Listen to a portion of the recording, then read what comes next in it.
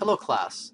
The purpose of this video is to walk through a first-time use of the software package R.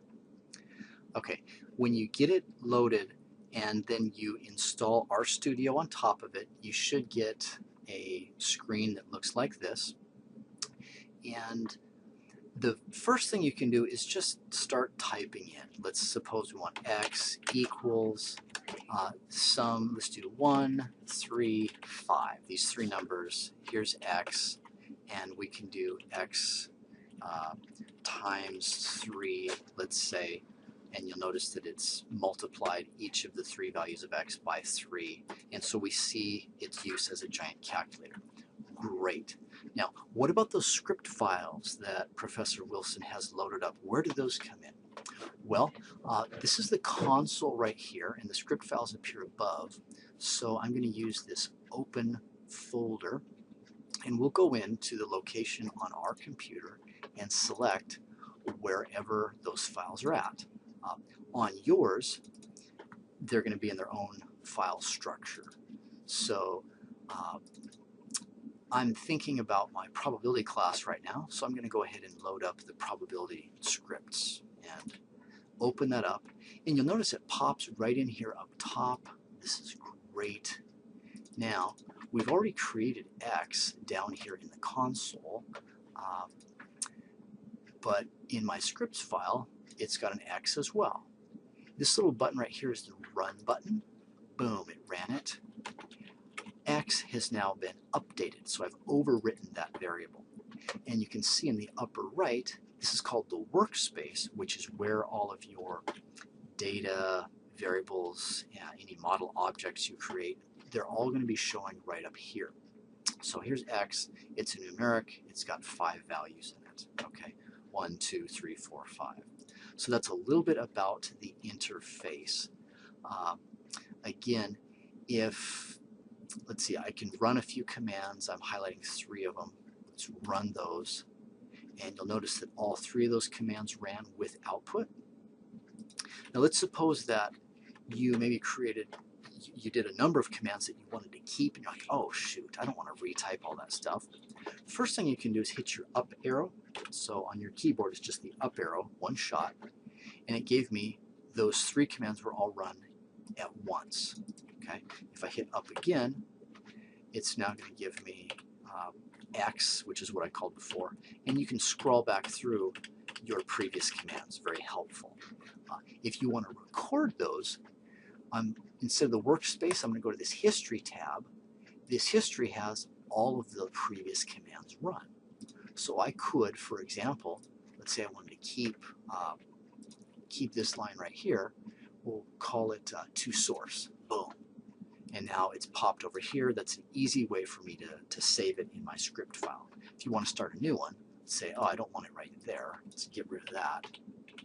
We could, I just manually deleted, hit the new button. Let's do a new R script. Could do a text file, but we'll do an R script. And let's save it there. That's great. Now I've got that. And so you could do that. To console is going to run it down here. If you wanted to save this script file, we can use the save button here, or file save. Multiple ways to do the same thing. Okay, in class, a lot of times we're going to be using data sets that are provided, which occur up here in the workspace. So if you need to load a data set that's being provided for you, or maybe in a stats project you are getting data from some other source, we need to load that up. So work through your file structure, find out where the data is at. And I've got some data sets here. We'll go ahead and grab my intro to Providence Stats data here. Loaded data. And look at all these data sets that pop up. The one I'm fond of is my UCR data set. I click on UCR and boom, I see the data. Looks great. We can now start to work with that. Okay, let me go ahead and just do one thing. I want to show you in the lower right. Attach UCR allows me to access the data set by name. So let's just do a plot of height and weight. You'll notice a scatter plot appears here. There's several tabs. Plots is the main one that I think I'll want to look at. Files, you can access files on your computer this way, as well as going through the file structure by, let's say, open or something. Okay, but I like the plot. You can always modify these if you need more space, you want to see it. If you want to keep that file, go to export. You can save the plot as an image, just copy to clipboard. A lot of options there. We can also clear it out. Okay, great. So that's a little bit there. Last thing I want to do is take a look at data. R has a lot of preloaded data sets. If you just type data, no argument, then it gives you the base data sets loaded. That's great. There may be times later on in class when we want to load a package into R. So the way that you do that is in Tools here, Install Packages. That's the easiest way to do it. And there's one package that we'll use in class several times, which is called the car package. So I'm typing in car here, and sure enough, that's the package I want. I click it. This little button says Install Dependencies. Great. Now, it's running the command to install it, and it says it was successfully unpacked and got it. So car is now installed, and I could call functions that are from car. So we open up car using the library command, library car, and now functionality inside of car is available. For example, the way to get help inside of R is with the question mark. So question mark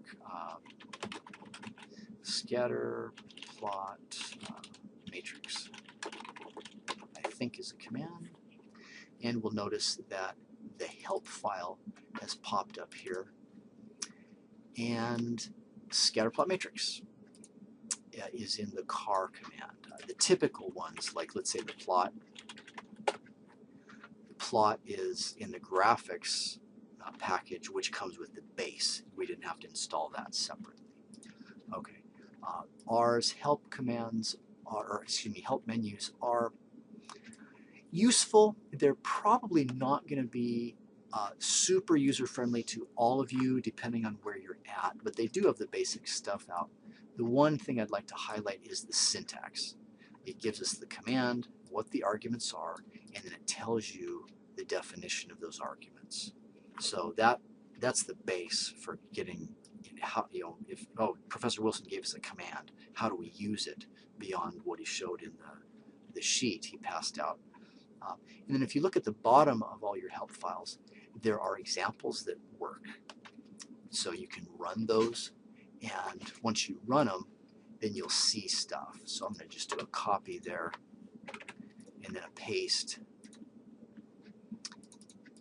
And once I hit enter, then, okay, it plotted the sine function. Now, if you wanted to tweak it, then we could go and rerun parts of that. Like, let's say this one right here, if I wanted to change something in it, I can just copy paste it. And what if I wanted to go, instead of 2 times pi, we want to go 4 times pi? What happens there? Oh, well, it changes the plot in this way. And then you can kind of tweak things around and figure out what's going on and make it do what you want it to do. So that's a little bit about some of the functionality with the tool. Lastly, when you close it down, we want to save. So I don't need this data sets, I don't need UCR, but I want to save this one. So we're going to go File, Save As, and then you pick where you save it, what you call it, and so on. And then you can come back with it. As far as the data goes, in your workspace, maybe I really want this X variable because it took time to get it, or for whatever reason. If you really want to keep whatever's in your workspace, we come over here and you can save your workspace separately. And those are 2 saving individually. Another way to do it is you can call things a project. And if you look at me, I have entire classes. So for my Intro to Problem Stats class, I have a project. For my Friday class, I have a project. My biostatistics class, I have a project. And so if I just open that project up, then let's do a switch here. Then it's going to give me that previous session with all the stuff there. I've got all these files open, and I've got my workspace. Everything comes up right where I had it. So those are a few ways to start and work and save. Hopefully that helps you get started. May the Lord bless you. See you in class.